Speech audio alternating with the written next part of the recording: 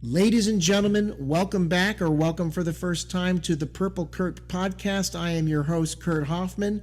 With me today is Mr. Sylvester Donald Jr., known to his friends as Sly. He is the mirror man currently for Morris Day and the Time. Born in East St. Louis. He's an East St. Louis man. Illinois, And East St. Louis, Illinois. that's right. And we are going to talk today about his unique life. And just as a little common frame of reference, Sly and I had the pleasure of meeting one another's company back in December 29th, I believe, when he and Morris Day and the Time performed at the Rivers Casino downtown Philadelphia. I had brought a friend of mine, Miss Lori Rivas. Miss Lori Rivas, shout out to you, my dear, my purple sister from a different mister. And Tori Ruffin, the guitarist for Morris Day and the Time, whom I've interviewed on this podcast before, took us backstage and got to meet Ricky, got to meet everybody. And this suave, debonair man to my left comes over and introduces himself to Lori and myself. And hi, how you doing? I'm Sly. Very nice to meet you. And who you? And just we hit it off right off the bat. And all this time later, here we are talking. And thank you so much for coming on, Sly. Appreciate you, man. How are you doing today? Hey, I'm blessed and highly favored, and I really mean that. I know you do. Yes, sir. Yes, sir. It's been a trial and a tribulation for you these last couple months, right? With the pollen in the air and sinuses and all that. Yes, that nasal infection. It had me unable to breathe, and I was irritated, agitated, upset, and everything. And I have to remind myself, look at here, I'm the one with the problem. So, keep my attitude in check. That's all you can do. That's all you can do. So tell me, so we're going to go way back to the beginning of your history. So how did you get involved in music and all this? How far? I think when we talked yesterday on the phone, you told me about how you had set a plan for yourself when you were a young child. Yes, yes, Kurt. I used to write my dreams and goals and ambitions down on some manuscript paper as an 8-year-old, 9-year-old, and take them on the wall. And on these sheets of paper, they were my goals of what I wanted to do one day when I made it famous, or either made a lot of money where I could do something for my hometown of East St. Louis, providing businesses and everything in East St. Louis where people wouldn't have to get up so early in the morning and maybe drive 2 hours somewhere to a job. So I wrote my goals down as early as 8 years old. And the music part was, when I came into the music, I was going to be an all-around athlete like my father was. He was really big into the sports. I wanted to be like him. But in 1971, the month of September, I was 10 years old, and I saw this band on television, the Jackson 5. Oh, yeah. And they were doing their Going Back to Indiana concert on television. Sure. Yes. I ran into the kitchen, grabbed my mother by her apron, and dragged her, pulled her into the front of our black and white TV that you had to manually, turn the channels to that. Oh, yeah. We had 3 channels. If we were lucky, we had 3 channels. If we were lucky, we had 3. Yep. Right. And I told my mother, this is what I want to be when I grow up. And she said, you've been wanting to be a fireman. You was talking about one day you wanted to be a lawyer. You thought you was going to be a sports player like your dad. You really don't know what you want to do. Well, at 10 years old, she was right. I didn't. But I saw the Jackson 5 on television, and I knew then this is what I wanted to do the remainder of my life. Yeah, sure did. So I just spoke to a previous guest, and his pivotal moment was when the Beatles were on television, February '64, I believe. So Mm. his trajectory was most assuredly determined by that moment on the Ed Sullivan Show, and yours was the going back to Indiana. It's so cool, so Yeah. cool. Yeah, I And I, mean, uh, yeah. so when you found this, did you actually? And I know you have your, apart from being the valet, mirror man, doing all the things that are the original guy Jerome Benton has Yeah. had done with the time. You yourself also play guitar. You sing. Yes. I write my own music. Yes, you Been do. writing my music since I was 11 years old. Ooh, And yes, I'm a bass guitarist, lead guitarist, drummer, lead background vocalist. all right. And I've Talk done, about, where yeah. did you learn the guitar? Was it from watching that Jackson special, going back to Indiana? How did you pick up learning the guitar? Tell me all about that. Well, it really comes down to a God given talent when it was in me. Nobody had taught me one note.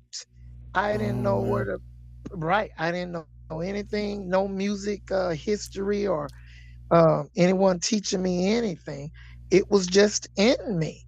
And I picked up the bass guitar first, but then I would end up really, my main instrument would be lead guitar with six strings because I could sing and play, cool. playing on my six string, but sometimes I was uncoordinated trying to play and sing on a bass. That's And this hard. was at, right. And this was at 10, 11 years old Oh also. shoot. And the first song I ever played on guitar was by the Dramatics. I Want to Oh, Go Outside in the Rain. okay. Right. And my mother stared at me when she saw me playing because she knew I had not had any formal training, Right. but she also knew at the same time it's in our family, musicians are in our family, and I'm just a chip off the old block.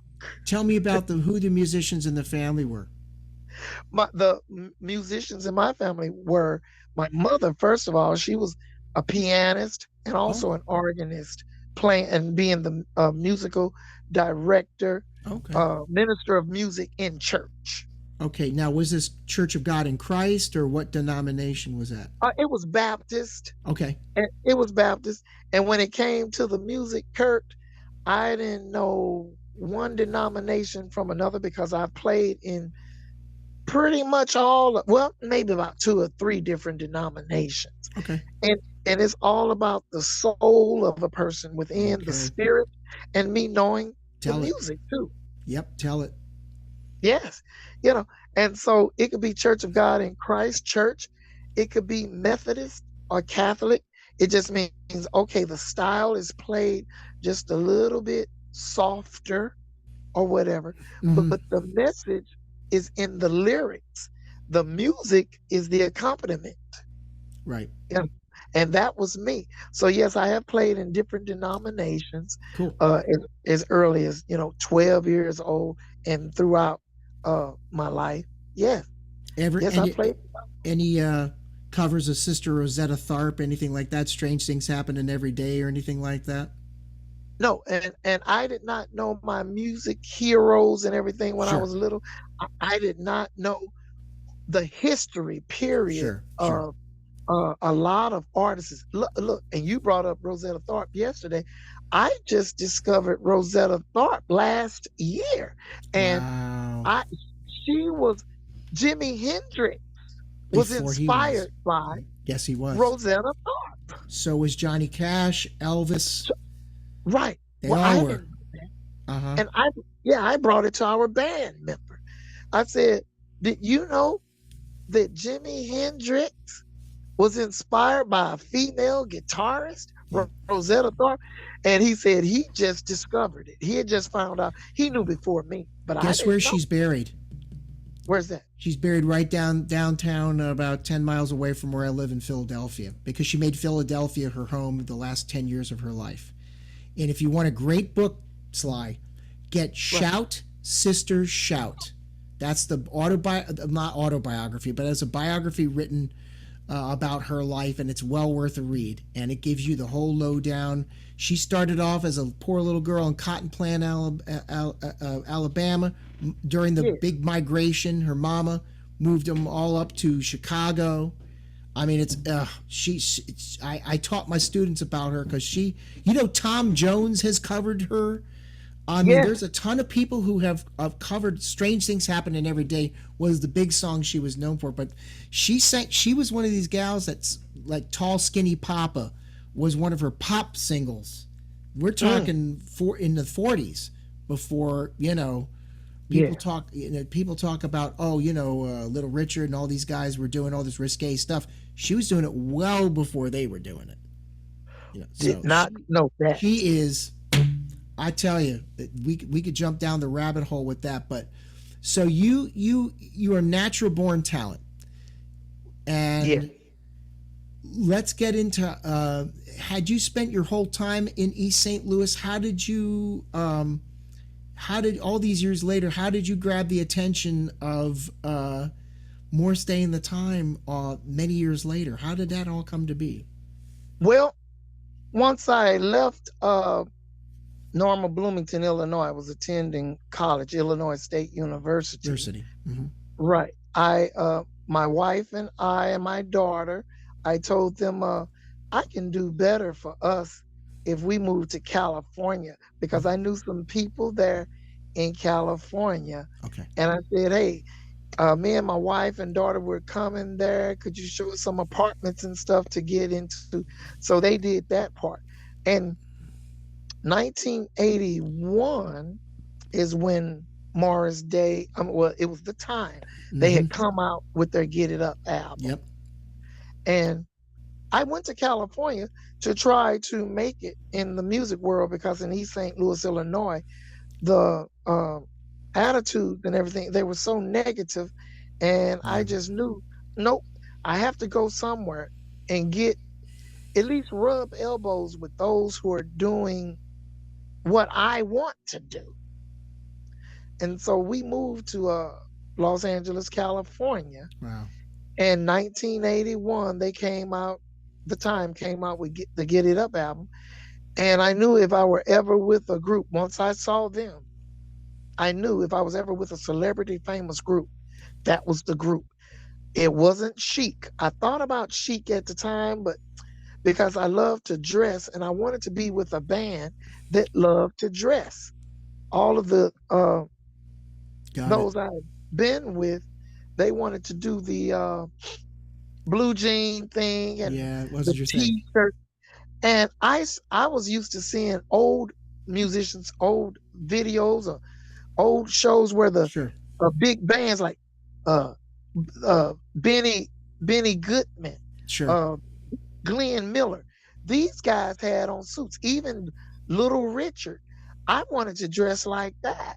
And so when the time came out, it was just something about those six guys and the way they were dressed. And I would stare at that album cover for 27 years, saying to myself, they're only missing one person. Me. Wow. And I just knew. I just saw myself with the group. And I just kept staring at that album cover for 27 years. And so I eventually, my family moved to Las Vegas over the years. And the time came 10 years in a row to Las Vegas. I was then 2007. I would have been 46 years old. And every time they came to perform in Las Vegas, I got backstage. And I got backstage selling myself like a true salesman. I had promotional material, which was cassette tapes back then. Of course, right. Yeah. I get it. I had a cassette tape. I had my biography and I had a picture of myself. And of course, all of the contact information. I did this for 9 years in a row. And they said, yeah, we'll get with you if anything, happens, where we need somebody, and I let them know. I've watched the videos. Uh, I know the choreography. I know the bass guitar and lead guitar lines. I know lead and background vocals. So if somebody does not make the show or they get sick, I'm your man. I'm the You, one you want. wow. And so that was 9 years in a row. But then the 10th year would be 2007, Mm-hmm. my 46th birthday weekend. Mm-hmm. And I was fed up with life and I was considering suicide. I wanted to just leave. Oh I Lord. wanted out of life. I was working at Greyhound bus station. I was a floater. I was a little bit of a bus driver, backing up the buses, parking the buses. I was a customer service rep. I was a bagger. I was a janitor. And I was having a serious talk with my higher power Mm, saying, God, this ain't me. This is not me. mm, This is not me. I don't know what your plans are for me, but this is not it. And so I had made up my mind to take my life. But as I was thinking about suicide, I said, well, huh, I got $30 to my name. I mm. could go to the Morris Day and the Time show, or I could take my life and end it right now because I'm sick of life and everybody in it. I'm hating on myself. So I thought about it and I chose life because I said, I Wow. deserve to be happy. I Wow. deserve to be happy. I went to the Morris Day and the Time show, got backstage a 10th time in a row, and I was saying, hey there, Jesse. Hey, everybody. My name is Sylvester Dawn. And before I could even get to the next words, Jesse, the manager, and that's Morris Day's brother also. He Yes. said, yeah, Sly, we know who you are. Tell you what, give your information to the bodyguard, and somebody's going to be calling you because we're having problems with Jerome, Mr. Jerome Benton. Sure. And that's all I needed to hear, Kurt. Somebody was considering me to make me part of the organization.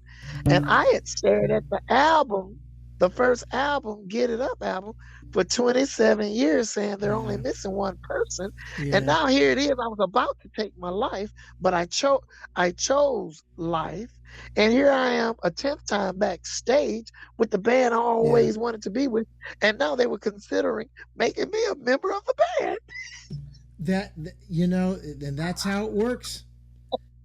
You're, but I'm really, I appreciate you sharing the fact, because suicide's a serious subject, and mental health, Yes, as you know, especially in these last couple of years with the yes, pandemic and how all of us have had our mental health challenged in one way or the other. And let's not even go to topics like George Floyd, where, mental yes. health was a huge part of what went down there. And, you know, I, it just, it's very touching that you would share that here, and I appreciate you sharing that. But we're certainly glad that you're here to tell the tale. Let's Me put it too. that way. Me too, You Kurt, know. because there's so much I would have missed out on had I given in to suicide. And Mm, you already know this. When we're talking about suicide, anybody who speaks about suicide and they wanted to take their life, they really don't want to take their life. They just want the pain to stop. how about that? They really don't want to take their life. But what they're going through, Mm, at least it is for me, it was for me. I wanted all of the pain, the hurt, the disappointment, the confusion, the depression, the stress that I was experiencing to stop. So the only thing I could come up with, Kurt, was, hey, take my life and it's over. But I chose not to take my life because I said I deserve to be happy. And this too will pass. sure did. Deal with it. Just deal with it. And it paid off. Mm, did it ever? When? Yes. So, what was the first time you would appear on stage with the boys? It was okay, April, May, June. It was June 2007, Okay. Milwaukee, Wisconsin. Wow. Okay. Yes. Yes, it was myself, but they had another guy in there, an Asian guy. He was in there with another mirror guy. They were going through changes because the group had broken up, come back together Yeah, again, the original broke. lineup. Hmm. Yeah, exactly. So I my first performance was Milwaukee, Wisconsin, June 2007. It was me and another mirror guy because Morris Day had two mirror men at the time, and I would not know at the time that he was just going slowly, seeing what works. So you Sure. put this put this person in, and if it's not working, try something else. It was He kind of a was doing trial that audition in a way. trial audition. Okay. And he saw that I was working. He really saw, because when they put me in there, they said I sort of kind of resembled Jerome.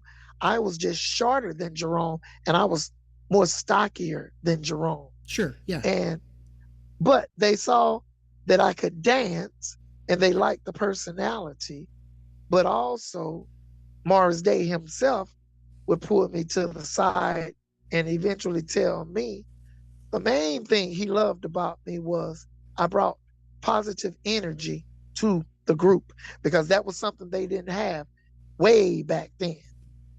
Uh, Going through, yeah, yeah. going Yeah. through different members and everything. And I brought the energy, I brought the positivity. And it really made me feel good to know that he recognized that, although I wasn't even trying to be recognized for no positive energy, that's who I am Yep. anyway. Right. Yep. So there it was, Milwaukee, Forgot my Wisconsin. sunglasses because I'm getting a little blinded there by your brightness, brother. You know, which I tell you, when I first met you, I'm like, man, this guy's just a beacon. And for the other guys in the band, because I know that band dynamics there can be a lot of tension backstage, and I see, and if I may be so bold, I can see that your role, not just on stage but off stage, is to help kind of break the tension a little bit. Is that a fair It is. assessment? Yes. Very fair assessment. Yes, it was. And whereas I wasn't, they didn't like me too much in the beginning, but when you replace members that have been around you for so long, Sure, sure, that's a natural. sure. And I looked at it as like, maybe this is my initiation. Like when you get into gangs or something, you have to be able to be beat up at Oh one yeah, time by 7 to 8 members. I said, well, maybe this is my initiation period. yeah, And nobody liked me in the beginning. But of course, everybody loved Jerome, and he has sure. big shoes to fill. Yep, And they looked at me, and it was yep. like, no, this dude is not going to cut it. No. So they were hating. I would just say they strongly disliked me. Right. And I was paying my dues. I paid my dues for about 3 years before they eased up and pretty much accepted me. And I noticed it when it took place after 3 years. So for 3 years, I was paying some dues while I was up in there with these different personalities and Sure. the emotions and stuff. I was paying my dues. And me being pretty much a positive person, Mm-hmm. uh, I just felt like this comes with the territory. Mm-hmm. Deal with it. Sure did. And that's a true mark of a professional. Now, with the band, the touring version of the band, because there was a Right.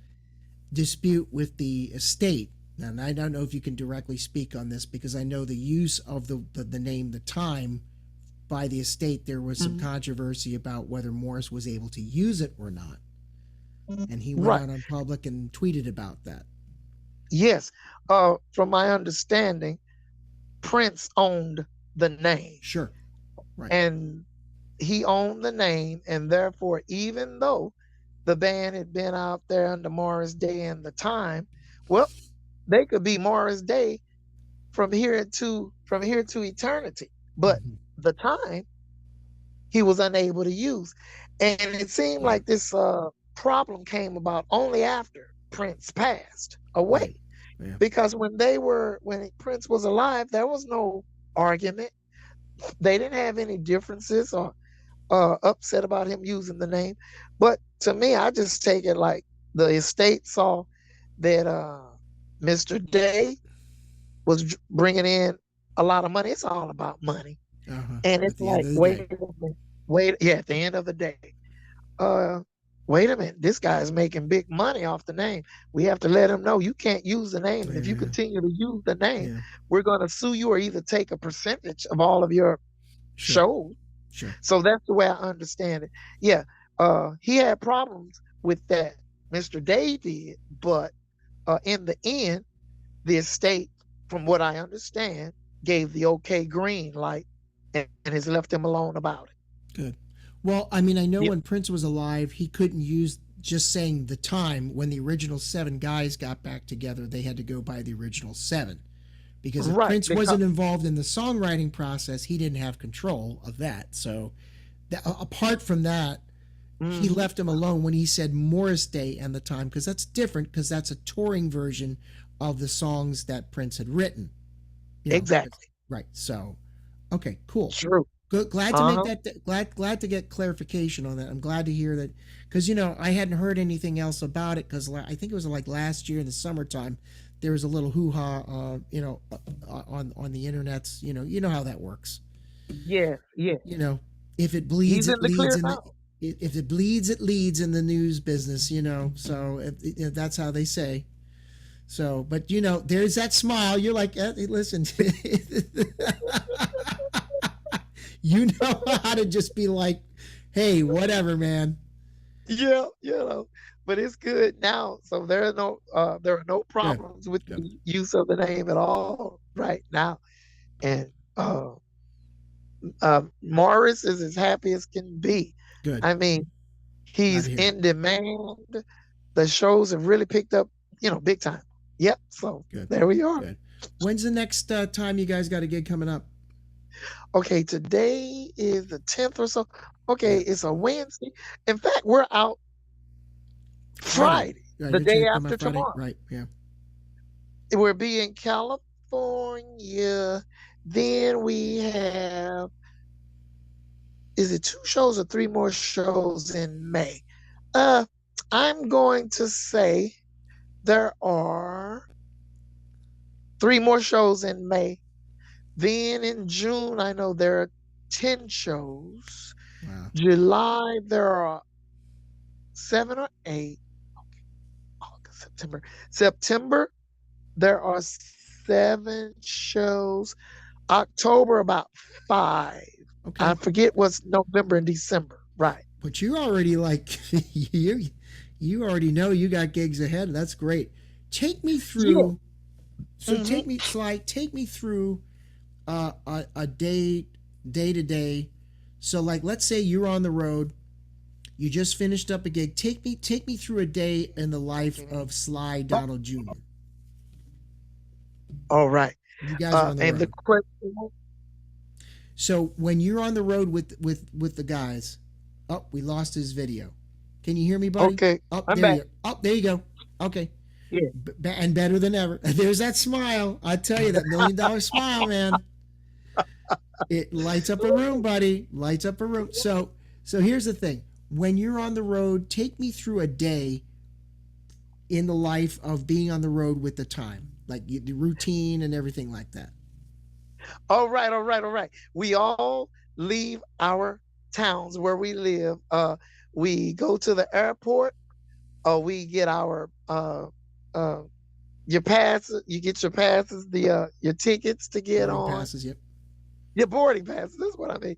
You get your boarding passes, and we fly to the next city, and we all get there, and then either a sprinter is waiting for us, or limousine, or Cadillacs or whatever.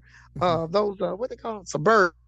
Sure. Uh, yeah, Mr. Day usually gets the suburban, and then we'll be in a sprinter.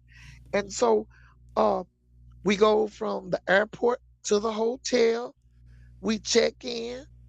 We lay down for a few hours or whatever because we already have the sound check information. Everybody gets this information on their cell phones.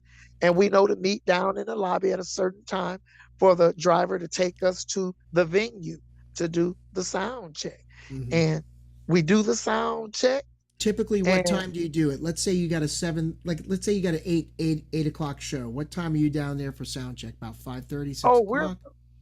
oh no, we do that earlier in the day so we can Okay, rest sure. between. Okay, Let's say the sound check may be uh for 3 p.m. and we may have already gotten in really early. okay, And so we wait for the hotel room. Sometimes we get to these places and the hotel rooms are not ready.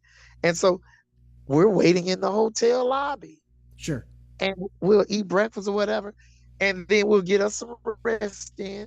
And so then we'll go to the sound check. Let's say it's 3, 4 o'clock and we do it for about an hour and then we drive back to the hotel room and then we get information from management saying lobby call for the show. If the show is at 8 o'clock, give us an hour to get there or whatever. If the show is at 8 o'clock, lobby may be like 6:30, 6:45. Okay, Mm-hmm. cool. And then we do the show. After the show is over, fans come backstage Hmm. uh, for autographs, pictures taken, Yep. and we have a big layout for them to eat, for us to eat, but they're more than welcome to the spread also. Yes, And then I it's just remember. a great time, Kurt, because I'm meeting people. And I knew when I was a child, one day I would be doing this. Mm, Yes. unbelievable, Yes. unbelievable. That's what I say too. Unbelievable. But it's believable because it's happening. It sure is. Now, your own stuff you do under ooh, I can't speak English today. Like Schizzle. Sly Right, Shizzle. Let's talk a right. little bit about that. Yes. Well, okay. Ooh, how much time do I have on this? 6%? Oh, I didn't know. Okay. Okay. Well, anyway. Uh yes. Okay. Me as a musician myself, I'm working my first CD ever. Uh, Cool. uh, yes, my first CD. I'm working with a manager. He's also the CEO and everything of this new production company, Cake Productions. Okay. Mr. Wayne Jackson, and he's Shout out to helped Wayne. me record. Right, yeah, you're right. Shout out to Wayne, and he's been. I know I've been knowing him 4 years, a very serious person, a very serious guy, no nonsense, right here from East St. Louis, Illinois. He knew what I was about. I told him Cool. what I wanted to do, and he said, "Hey, look, I'll help you record your CD." So we've already recorded 4 tunes, have one more to go, and then we're gonna do the editing and the mastering. Cool. And so that's where I am with Sly Shizzle. I'm all about my original music, my music getting out there, because my music is to uplift, encourage, and also, just make you say, look, I was going to throw in the towel, but since I heard his music, I think I'm going to hang on in this thing called life. Oh, go preach it. Now, what style or styles are you doing when you do the Sly Shizzle stuff? Okay, being it so, I am very versatile, and I've done country, R&B, the Cool. rap, and the jazz. I call my style of music inspirational rhythm and blues, or Cool. inspirational R&B. Good luck. And it's pump you up music. It's music that, again, I repeat, it makes you want to hang on in there in this thing called life. Uh, and While while you're shaking your behind, you're moving your mind at the same time. It's like, oh, I wanted to go in tomorrow to that job and give my boss a piece of my mind. But I heard that Slice Shizzle cut. No, I'm not gonna go in and do that. I'm going in, I'm gonna smile, I'm gonna grin and bear it and grin it, and hold on to my job. and let's see a grin one more time there, because I know you could show them how to grin and bear it. Show them how it's done. Okay, what's happening now, Kurt, is should we continue this? Because now I'm going really low where this interview will end at any second. What should we do now? You know what? That's fine. I'll tell you what, let's make this part one and we'll Okay. do a part two Oh, next time. there it was. So, folks, here we go. We're We're going to going to make continue. this part one, and next time we'll have Sly back on. And Well, wait a minute. Give you props. thank you so much for coming on the Purple Kurt podcast, Sly. And if you like what you heard and saw today, please make sure you go down and hit the like button, like and subscribe, and spread the word. And we'll have information up for Sly where you can find him. If you look on morrisdayandthetime.com, you will see on the Facebook page, on his social media sites, all the appearances that Sly will make. And if you want to meet him backstage, he's a more than a welcome friend. Thanks again, Sly. All right, I think Sly's off the call here. Thanks a lot, and we'll tune in next time for part two. Take care.